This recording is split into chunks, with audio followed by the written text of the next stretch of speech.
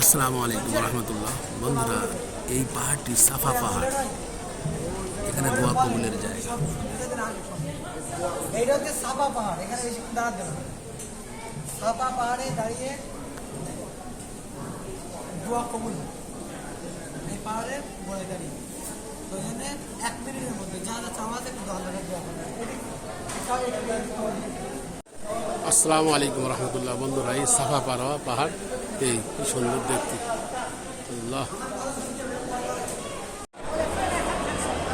আসসালামু আলাইকুম রহমতুল্লাহ। মারোয়া পাহাড়, সাফা মারোয়া পাহাড়।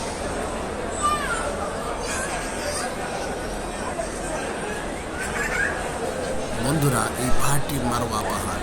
এখানে দোয়া কবুল হয়। আপনি যা চাইবেন আল্লাহ তাআলা তাই আল্লাহ তরফ থেকে কবুল করবেন ইনশাআল্লাহ।